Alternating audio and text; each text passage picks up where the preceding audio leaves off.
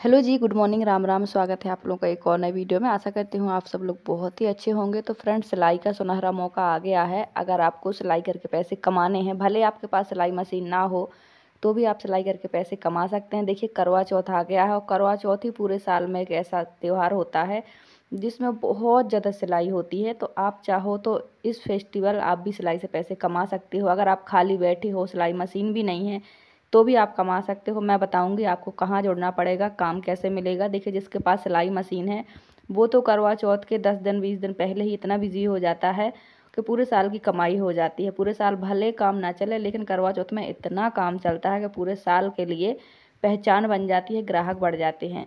तो आपको क्या करना पड़ेगा मैं आपको भी बताऊंगी, और बहुत आसान है। आपके पास भले सिलाई मशीन ना हो तब भी आप कर पाओगे, क्योंकि सिलाई से रिलेटिव एक काम नहीं है, कम से कम 20-30 काम होते हैं। कुछ काम बिल्कुल सिलाई मशीन से ही होते हैं, कुछ काम जो होते हैं जो सिलाई से रिलेटिव है लेकिन सिर्फ हैंड वर्क से होते हैं, हाथों से होते हैं। तो वीडियो पे बने रहिएगा, बहुत आसानी से बता दूंगी, बस आपको जुड़ना पड़ेगा।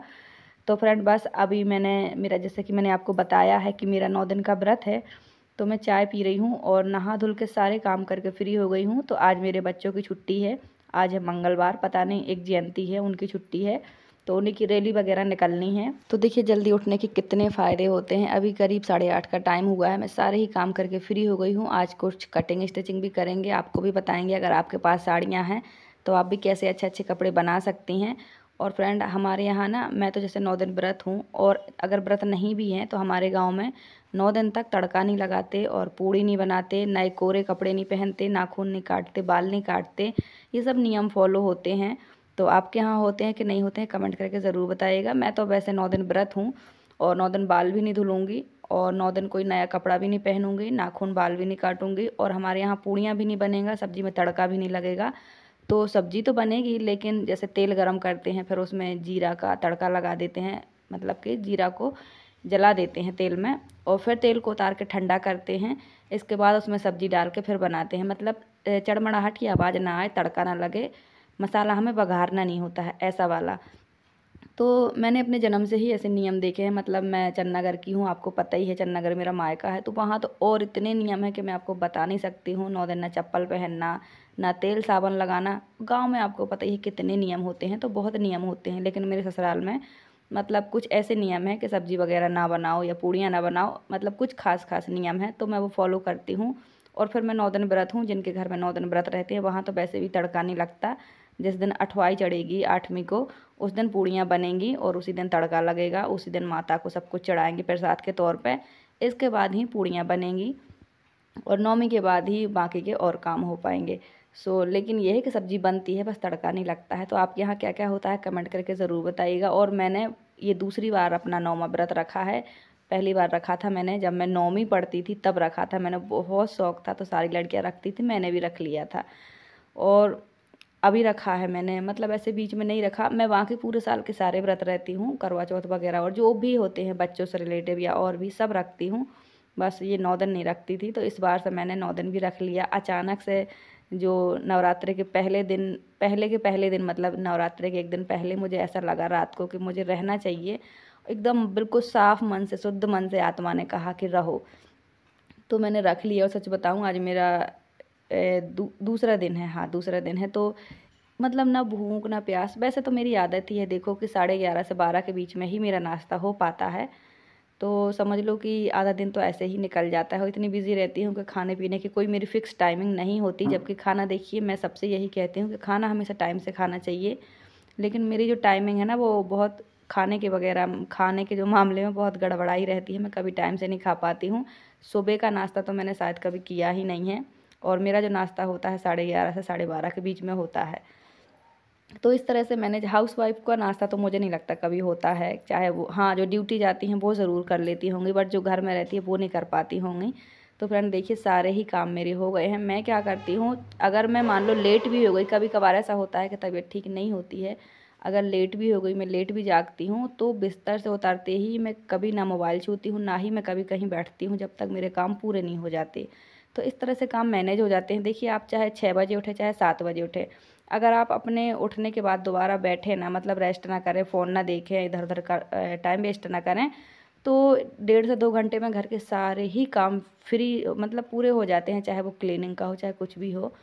तो आज बच्चे घर पे हैं तो थोड़ा मोबाइल ये भी लिए रहे, तो मेरी वीडियो भी प्रॉपर बहुत अच्छी नहीं बन पाई है।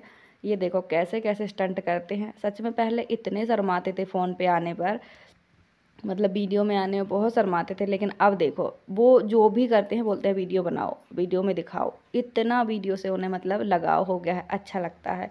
अब मुझे भी बहुत अच्छा लगता है कि सब खुलकर वीडियो पर रहते हैं। देखिए इतनी समझ तो मुझे भी है कि क्या दिखाना चाहिए क्या नहीं दिखाना चाहिए, लेकिन जब हम ब्लॉग बनाते हैं तो सिर्फ हम अकेले ही अकेले कैमरे पर दिखते रहें तो मज़ा नहीं आता है। लोगों को सब कुछ देखना अच्छा लगता है। तो मेरा ब्लॉग टाइप चैनल है। पहले मैं बहुत परेशान थी कि बस मैं सिलाई दिखाती हूँ और अपना चेहरा दिखाती हूँ और मेरी फैमिली में कोई मेरे साथ ही नहीं है। तो लेकिन जब से मेरी पेमेंट आने लगी, सच बता रही हूँ, मतलब मुझे ऐसा लगता ही नहीं किसी के अंदर कोई झिझक है या कोई शर्म है या कुछ भी है। सब कोई आ जाता है। जैसे कि मेरे हस्बैंड भी आपने देखे हैं, खाना खाते हों चाहे कुछ भी करते हों आ जाते हैं, अब नहीं रोकते हैं। पहले बहुत गुस्सा होते थे कि मेरी तरफ कैमरा मत करो, ये मत करो, वो मत करो। तो सब धीरे धीरे बदलता है। मैंने सब फेस किया। जैसे मेरी बहनें कहती हैं कि दीदी हमें परमिशन नहीं है चेहरा दिखाने की, ये करने की, वो करने की। वही सब लाइफ मेरी भी रही है। आप करीब पौने 2 साल होने वाला है मेरे चैनल को। मैंने कितना स्ट्रगल किया है, क्या क्या सहा है, ये मैं ही जानती हूँ। लेकिन लगातार मेहनत मेहनत 1 महीने या 1 साल की नहीं होती है। मेहनत तो हमेशा की होती है जब तक आप करना चाहो और जब तक आपको सफलता ना मिले। मेहनत तो वो होती है जो आपको जीत दिलाए। अगर बीच में आप छोड़ देती हैं तो वो मेहनत था ही नहीं, ठीक है। तो अगर आपको कुछ करना है जीवन में तो अपनी परेशानियों से लड़ना, सॉल्व करना सीखो। उन्हें छोड़ना या हारना कोई सलूशन नहीं होता है। देखिए मैंने किस तरह मैनेज किया, कितना फेस किया है, क्या क्या सहा है। और जब मतलब कुछ बातें ऐसी होती हैं ना कि जब कोई आपको मुंह पे कह दे तो बहुत बुरा लगता है। तो बहुत मतलब अपने आप आंसू टपकने लगते थे मेरे कि क्या मेरा ब्लॉगिंग करना कोई गुनाह है, क्या मैं घर के बाहर जा रही हूँ। और आपने तो देखा ही होगा मैं कभी बाहर भी ब्लॉगिंग नहीं करती हूँ। तो बहुत ही डिफ़िकल्ट रही मेरी लाइफ, बहुत अजीब रही, लेकिन चलो भगवान का साथ और आप सबका प्यार धीरे धीरे सब सुधर रहा है, सुधर जाएगा। भगवान से मैं यही प्रार्थना करती हूँ कि अगर मेरा काम सही है तो मुझे सफलता मिले। ना मुझे घर से बाहर जाना है और ना दुनियादारी में पड़ना है, ना घूमना है। बस इतना ही काफ़ी है। अगर मुझे देहरी के अंदर रह के ही कुछ करने का मौका मिल जाए तो मैं इतने में ही खुश हूँ।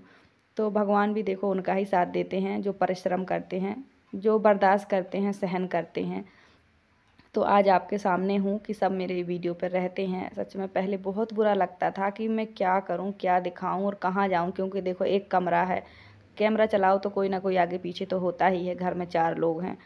तो बहुत बुरा लगता था जब सब टोकते थे ये मत करो, वो मत करो, हमें मत दिखाओ, तो अच्छा नहीं लगता था। लेकिन धीरे धीरे देखो सब दिल खोल के वीडियो पे आते हैं। तो फ्रेंड आज बनाई है मैंने मूंग दाल और हमारे यहाँ बिना तड़का का खाना बन रहा है और बस बच्चों को देना है खाना। तो देखिए जब मैं नहीं खाती हूँ इतने नखरे होते हैं बच्चों के। मेरा व्रत है, मुझे खाना नहीं है, अब मैं इसको इतनी ज़बरदस्ती कर रही हूँ कि खा लो खा लो। तो ये ऐसे ही खाएगा अब, कतरा कतरा के बहुत बदमाशी करता है। मतलब ये ज़बरदस्ती खा रहा है, वो भी मेरे डांटने पे। मैं आपको रियल वॉइस नहीं सुना रही हूँ, मैं इतना गुस्सा हो रही हूँ कि खा लो, तुम लोग की वजह से मैं कुछ कर नहीं पाती हूँ वगैरह वगैरह। तो इनके ऐसे ही होते हैं जब ये घर में होते हैं या दोपहर टाइम होता है तो ये मेरे साथ ही खाते हैं, चाहे 3 बज जाएँ चाहे 4 बज जाएँ, खाएंगे मेरे ही साथ। सो इसीलिए मुझे बैठना भी पड़ता है और इसलिए मुझे इनके साथ खाना पड़ता है। तो हमारा खाना बन गया है, अभी हस्बैंड भी आएंगे खाना खाने के लिए। तो सारे ही कामों से मैं फ्री हो चुकी हूँ। और ये है एक साड़ी, ये बिल्कुल प्लेन साड़ी है, ये रेडी टू वेयर साड़ी थी, इसमें बेल्ट लगी थी। और यहाँ के लोग ना पेटीकोट नहीं पहनते हैं, साड़ी में ही पेटीकोट, मतलब एक तरह अंदर जहाँ पेटीकोट होता है वहाँ पे एक लाइनिंग लाइनिंग लगवा लेते हैं अस्तर, तो वो पेटीकोट का ही काम करता है। तो जैसे हमारे गांव में पेटीकोट पहनते हैं फिर साड़ी पहनते हैं, बट यहाँ हर कोई रेडी टू वेयर साड़ी पहनता है। तो इसको मैंने खोला है, इसकी बेल्ट निकाल ली है, हुक वगैरह निकाल दिए हैं। ये था अस्तर का कपड़ा जहाँ पे पेटीकोट रहता है उसी एरिए में। तो ये 1.5 मीटर है। ये साड़ी बिल्कुल प्लेन है लेकिन बहुत ही अच्छा है, सीफोन टाइप की है। तो इसका हमें बनाना है गाउन। और फ्रेंड मैं पहली बार गाउन बना रही हूँ, मतलब अम्ब्रेला स्लीव तो मैंने बहुत बनाई हैं, अम्ब्रेला स्लीव की तरह ही गाउन की कटिंग होती है। तो इसमें हमें प्लेटें नहीं डालनी हैं, ना ही हमें गैदर्स डालने हैं। देखिए प्लेटों में और गैदर्स में बहुत डिफरेंट होता है। ये हमें अम्ब्रेला टाइप कटिंग करनी है, इसका गाउन बनाना है। तो साड़ी अच्छी है, काफ़ी बड़ी है, इसका गाउन बहुत अच्छा बनेगा। तो वो बोल रही थी कि ये मैंने एक बार साड़ी पहनी है और मुझे कंफर्टेबल नहीं लगती है, तो आप इसका गाउन बनाओ, मैं करवा चौथ पे इसको पहनूंगी। मैंने कहा ठीक है। तो बस इसको प्लेन ही रखना है, इसकी फुल स्लीव्स रखनी है और बोट नेक रखना है और बस ऐसे सिंपल बनाना है। अगर वो कोई लेस लाएंगी तो लगाएंगे हम। और फ्रेंड मैं पहली बार ही बना रही हूँ, तो और क्या करना चाहिए आप कमेंट करके ज़रूर बताइएगा। मैंने सच में पहले कभी साड़ी नहीं काटी है, ना ही कोई गाउन बनाया है। आज तक मैंने सूट हर तरीके के बनाए हैं, सब तरीके के बाजू बनाए और पैंट बनाए, सलवार बनाए, प्लाजो बनाए, ट्राउज़र बनाए हैं, सब कुछ ही बनाया है। बट सच बताऊं गाउन कभी नहीं बनाया है, साड़ी कभी नहीं काटी, पहली बार कर रही हूँ। लेकिन देखिए अगर हम कटिंग स्टिचिंग करते हैं तो इतना नॉलेज हमें हो जाता है कि क्या करना है, कैसे करना है। और अगर कुछ ना समझ आए तो देखिए यूट्यूब तो जिंदाबाद है, ये यूट्यूब पे वीडियो देखो सब बन जाता है। आजकल 50% लोग यूट्यूब से ही वीडियो देख के काम सीख रहे हैं, क्योंकि देखिए इतना टाइम किसी के पास नहीं है कि कोई कहीं जाए लोकल में और 2-2.5 घंटे बैठ के सीखे, और घर से भी इतनी फुर्सत नहीं होती है और सबसे बड़ी बात परमिशन भी नहीं होती है।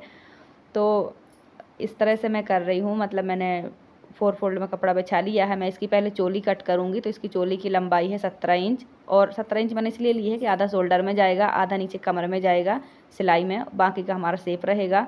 और बस्ट पॉइंट के लिए मैं 10 इंच पे निशान लगाऊंगी। मैंने 8 इंच इसके शोल्डर, 48 चेस्ट है, तो इसका 1/4 पार्ट मैंने 12 इंच ले लिया है, क्योंकि ये 4 फोल्ड में रखा है, और 1.5 इंच मार्जिन का ले लिया है।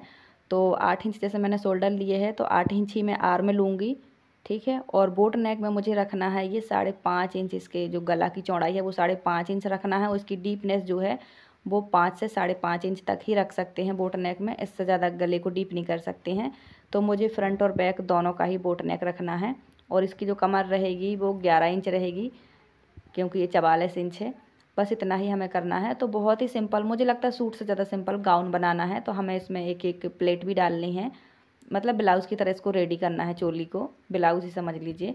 तो अगर आपका कोई नाप है तो आप इस तरह से कर सकते हैं। अगर आपको आर्म को शेप देना है तो सबसे पहले आर्म का आधा करके आप एक निशान लगाइए, फिर वहाँ से गोलाई दीजिए, तो आपका बहुत ही अच्छा आर्म का शेप आ जाएगा। तो देखिए मैंने इसकी मार्किंग कर दी है, इसे कट करूँगी। और देखिए ब्लाउज़ बनाइए चाहे आप कोई गाउन बनाइए, हमें जो शेप देना होता है चोली का वो 10 इंच पे, मतलब एक तो चेस्ट के अकॉर्डिंग भी होता है कि कौन कितना हेल्दी है। तो आप कम से कम, जो बहुत कमज़ोर होते हैं जिनका 28 तक चेस्ट है, वो 9 इंच पे लगा लें बस्ट पॉइंट। और जो 40 से प्लस हैं वो 10 इंच पे, और जो 50 से प्लस हैं वो 10.5 पर लगा सकते हैं बस्ट पॉइंट, तभी आपकी चोली का जो शेप है वो बहुत अच्छा आएगा। तो देखिए जिनको सिलाई करनी है तो उनके लिए बहुत अच्छा मौका इसलिए है कि अब करवा चौथ आ गया है। करवा चौथ में सिलाई का काम बहुत ज़्यादा चलता है। अगर आपके पास सिलाई मशीन नहीं भी है तो भी आप कर सकती हैं। इस टाइम पे इतना तुरपन का काम होता है, हुकाई का काम होता है, हैंड वर्क बहुत ज़्यादा होता है, मतलब आपको मशीन की ज़रूरत नहीं है। मेरे बगल में एक लेडीज़ हैं, दिन भर चश्मा लगा के बैठी रहती हैं, दिन भर तुरपन करती हैं। तो अगर आप शहर के आसपास रहती हैं, आपका एरिया अच्छा है, तो आपको मशीन की भी ज़रूरत नहीं है। आप यकीन मानो दिन में आप 10-15 सूट आराम से कर लोगे। इस टाइम पे बुटीक वाले ढूंढते हैं कि किन्हें सिलाई आती है, किन्हें तुरपन आता है। तो अगर वो आपको नहीं जानते तो एक बार आप चले जाइए। अगर आपको काम चाहिए तो आप सिर्फ एक बार बुटीक चले जाओ और उन्हें एक सूट वहीं बैठ के करके दिखा दो कि हाँ मुझे काम अच्छा आता है, तो आप कर सकते हो। पीकू फॉल भी कर सकते हो, क्योंकि देखिए हमारे साइड तो साड़ियाँ बहुत पहनी जाती हैं, मतलब साड़ी ब्लाउज़ का ही वहाँ पे रिवाज है। तो वहाँ पीकू फॉल का भी काम बहुत चलता है, तो आप वो भी कर सकते हो। लेकिन देखिए अगर आपको करना है तो आपको खुद एक बार जाना पड़ेगा, क्योंकि किसी के पास टाइम नहीं है कि वो आपको ढूंढता फिरे। अगर आपको काम चाहिए तो सिर्फ आप एक बार चले जाओ। ऐसी बहुत सारी बहनें हैं जो मेरे पास काम कर रही हैं। मेरे पास काफ़ी सारी 2-3 सरदार लेडीज़ हैं, सरदार फैमिली से, तो वो दिन भर तुरपन करती हैं। और एक लेडीज़ हैं जो बाज़ार से इकट्ठा कटा कटाया कपड़ा ले आती हैं सलवार का, तो वो दिन भर सिलती हैं और शाम को दे आती हैं। और एक लेडीज़ है जो सिर्फ काटने का काम करती हैं, उनके पास पर्ची में पूरे नाप आ जाते हैं, कपड़ा आ जाते हैं, वो काटती हैं। तो बस एक यही सीज़न है जब सिलाई का काम बहुत अच्छा चलता है। आप बहुत सारे काम कर सकती हैं सिलाई से रिलेटेड, चाहे वो सलवार कटिंग का हो, सूट कटिंग का हो, तुरपन का हो, पीकू फॉल का हो।